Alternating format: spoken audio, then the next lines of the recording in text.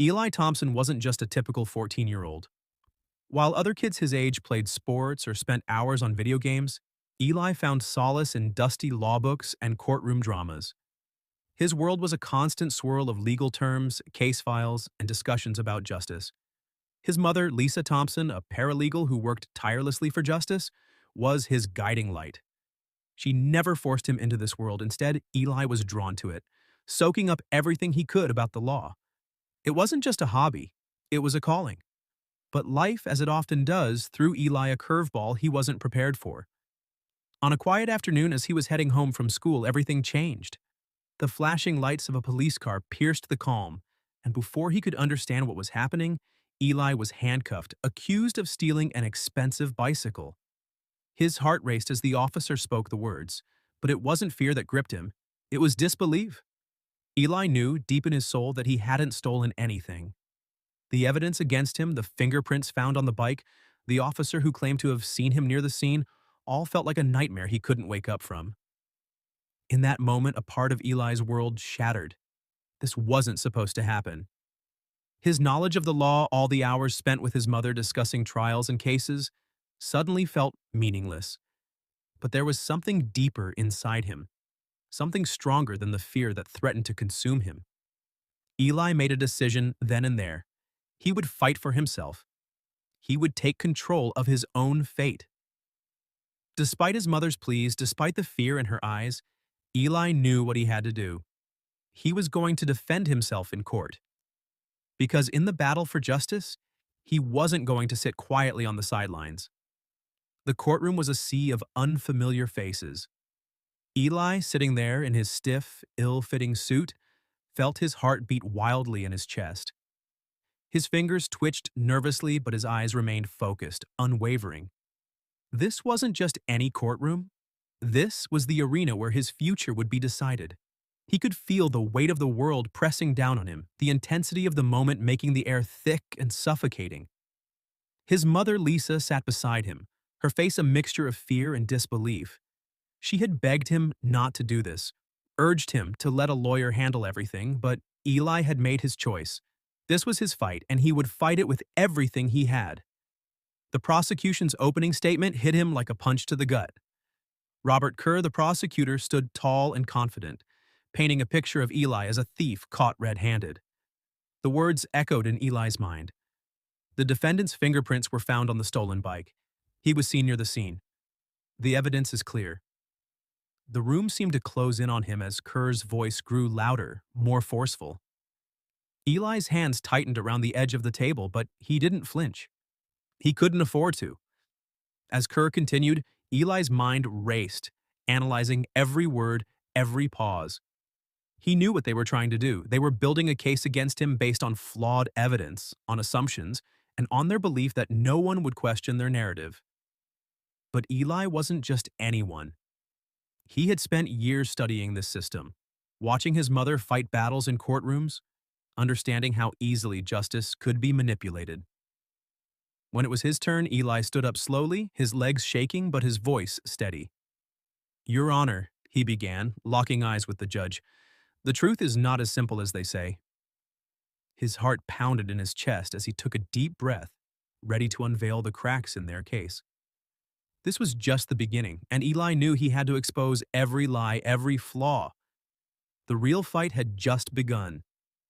Eli's palms were sweaty as he stood at the witness stand. His heart raced, but his resolve remained firm. The weight of his decision pressed down on him, but in that moment, he couldn't back down.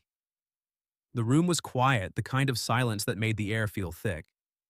All eyes were on him, including the judge, the prosecutor, and his mother, who sat silently in the front row. Lisa's eyes were filled with both worry and pride. She wanted to protect him, to shield him from the battle he'd willingly walked into. But Eli knew this was a fight he had to face on his own. He opened his mouth to speak, but no words came out. His throat felt dry, his nerves like fire running through his veins. The prosecutor, Robert Kerr, was leaning over his table, watching him closely, waiting for him to make a mistake, to show a sign of weakness.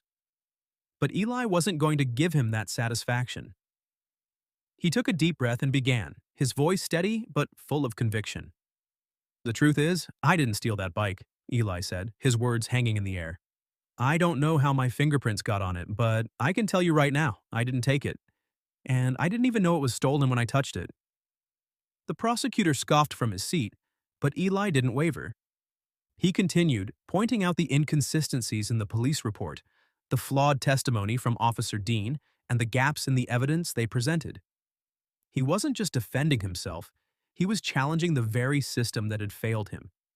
With every word, Eli chipped away at their narrative, exposing the cracks that the prosecution had tried to hide. This was his chance to take control, to prove that even someone as young as him could demand the truth. The more he spoke, the more confident he became. He wasn't just a 14-year-old boy anymore. He was a force fighting for justice. And he wasn't going to stop until the truth came out. The air in the courtroom felt suffocating as Eli took his seat, his hands trembling slightly, but his mind clearer than ever. The prosecutor, Robert Kerr, had just presented what he believed was the strongest evidence against him, the so-called fingerprint found on the stolen bike. Eli couldn't let the lie stand any longer. He knew that the truth was buried beneath layers of manipulation, and it was time for him to expose it. Eli glanced over at his mother. She was sitting still, her face taut with concern, but her eyes told a different story. They told him to keep going. He had this. With a deep breath, Eli stood up again, his gaze unwavering as he faced the judge. Your Honor, I respectfully request access to the GPS logs from Officer Clark's patrol car on the night in question. The logs will show that he wasn't even near the scene when the supposed crime occurred. The room fell silent, the judge's eyes narrowing in interest. Kerr scoffed, muttering under his breath, but Eli wasn't fazed. He knew this was a turning point. He wasn't just a child trying to make a case. He was a young man who understood the system and its flaws better than most adults. As the judge ordered the GPS data to be retrieved, Eli returned to his seat, his heart pounding in his chest. His plan was working. Piece by piece, the prosecution's case was crumbling. The evidence that they had presented as airtight was unraveling like an old, worn-out sweater. They thought they had caught him, but in truth, they were only catching themselves in their own lies. Minutes later, the GPS logs confirmed what Eli had predicted. Officer Clark wasn't even close to the scene. This wasn't just a mistake, it was a lie designed to trap an innocent boy. Eli's heart soared, but he knew this was only the beginning. The final blow would come next, and he was ready for it. The courtroom buzzed with the sudden surge of disbelief as the judge confirmed the GPS data. Eli's heart raced, but he forced himself to stay composed. The evidence that had once seemed insurmountable now lay in tatters before him. He had done it. He had exposed the first crack in the prosecution's wall. But he knew this wasn't enough. The battle was far from over, and he couldn't let up now. Eli looked across the room at Robert Kerr, whose confident posture had faltered just slightly. The prosecutor's eyes narrowed, but Eli wasn't intimidated. In that moment, something shifted within him. It wasn't just about clearing his name anymore. It was about showing everyone in that room, from the judge to his mother, that truth and justice were worth fighting for. Even if the world didn't believe in him, Eli was going to make them believe in what was right. The judge, Judge Stevens, took a moment to process the new information. Eli could see the wheels turning in his mind, considering the implications of the GPS logs. Kerr had no choice but to address the issue. The defense has raised a valid concern, he said reluctantly, his voice devoid of the confidence it once held. However, that does not explain the fingerprints found on the stolen bike. Eli's eyes lit up. This was the moment he had been waiting for. The evidence against him wasn't foolproof, not at all. There was one key detail Kerr had overlooked. The forensic specialist who was supposed to have processed the fingerprints hadn't been called to testify. Eli stood tall, his voice unwavering as he spoke. Your Honor, the fingerprint evidence is incomplete. The forensic specialist who handled the prints has not been presented here today. Without their testimony, this evidence cannot be trusted. The room fell dead silent. For the first time, the prosecution looked weak. Eli had done what no one had expected. A 14-year-old boy had just turned the tide of the entire case. And the best part? He knew the battle wasn't over yet. He was only getting started. The tension in the courtroom was palpable. Eli had just exposed the glaring hole in the prosecution's fingerprint evidence, but he knew that the true test of his resolve was yet to come. He could feel his mother's eyes burning into him, and though she never spoke a word, her presence filled the room with a comforting strength. But Eli didn't allow himself to be distracted. His focus was razor sharp. This was his moment to finish what he had started, to prove that justice was worth fighting for, no matter how young you were. The prosecutor, Robert Kerr, was visibly flustered now, his usual confident demeanor replaced by a frustrated, tense energy. He stood up, shaking his head as if to regain control of the situation. But Eli could see it. Kerr was grasping at straws. He was trying to hold on to a case that had already started to slip through his fingers. The cracks were too wide now, and Eli wasn't about to let him close them. Eli stood tall, his voice cutting through the silence, steady and unwavering. "Your Honor, there's one more thing," he began, looking directly at Judge Stevens. The owner of the stolen bike, Raymond Whitaker, made a statement to the police that he left the bike running outside a gas station. He clearly said the bike was accessible to anyone. That means anyone could have taken it. Except me. The words hung in the air like a bombshell. The silence in the room deepened as everyone's attention shifted to the new revelation. Eli had just provided the final piece of the puzzle that shattered the entire prosecution's narrative. The courtroom seemed to hold its breath as the truth became undeniable. No more questions, no more doubts. Eli's strategy had worked. Piece by piece, he had dismantled the case against him, and now all that was left was the truth. As the judge nodded, a look of acknowledgement on his face, Eli felt something inside him stir. Relief, but also something deeper. A growing understanding of just how powerful the truth could be when you had the courage to stand for it. The judge turned toward the prosecution. "Case dismissed," he said firmly. The room erupted into whispers, but for Eli it felt like the weight of the world had just been lifted off his shoulders. The battle wasn't just over, it was a victory. The gavel slammed down with an undeniable finality. "Case dismissed." The words echoed in Eli's ears as though he had just woken from a dream. For a moment, everything around him blurred. The faces of the courtroom, once so sharp and filled with judgment, now seemed distant. But the reality of what had just happened was slowly sinking in. He had won. He had actually won. Eli could feel the weight of the silence, the suffocating stillness that followed his victory. The prosecutor, Robert Kerr, stood frozen, his face a mix of disbelief and frustration. He had come to court confident that Eli was just another kid he could intimidate, a boy who wouldn't know how to defend himself. But Eli had shown him otherwise. And in the process, Eli had done something more than just clear his name. He had exposed a system that was far from perfect, a system that often failed the very people it was meant to protect. Turning to look at his mother, Eli caught her gaze. Her eyes were glistening, a single tear rolling down her cheek. In that brief, silent exchange, he could see all the love, all the sacrifices, and all the hopes she had pinned on him. She didn't need to say anything, her pride was written all over her face. The crowd began to stir, murmurs filling the room. Eli stood tall, his heart racing, but not from fear. This was different. His heart pounded with the kind of strength that came from knowing he had fought for what was right. He had faced a system stacked against him and come out victorious. It wasn't just about him anymore. It was about the message he had sent. And as he walked out of that courtroom with his mother by his side, Eli knew one thing. This was just the beginning. As Eli stepped out of the courtroom, the weight of what had just transpired pressed against his chest. The cool air of the street felt oddly refreshing, but his mind was still racing, caught in a whirlwind of emotions. He had won. No, they had won. His mother, his unwavering pillar, stood by him, her presence grounding him in a world that had once felt so hostile. For the first time, Eli realized the true power of knowledge, of standing up for what's right, even when it seems like the whole world is against you.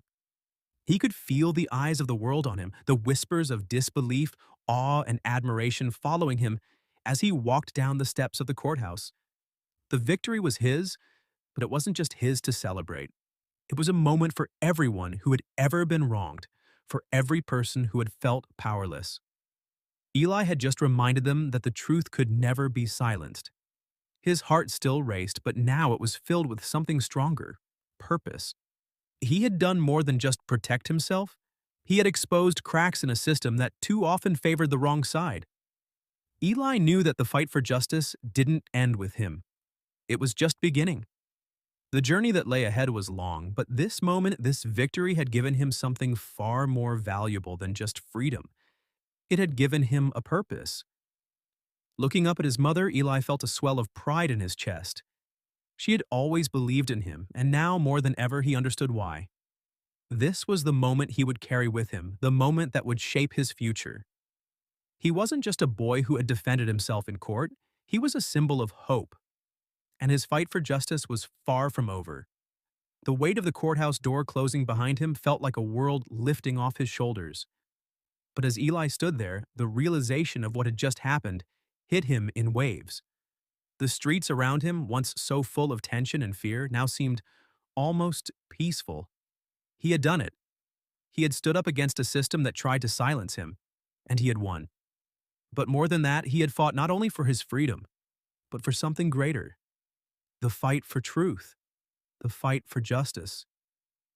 His mother walked beside him, her hand resting on his shoulder with a warmth that calmed the storm of thoughts swirling in his mind. For years, she had taught him the value of justice, of standing up for what was right no matter the odds. And now, here they were, walking away victorious.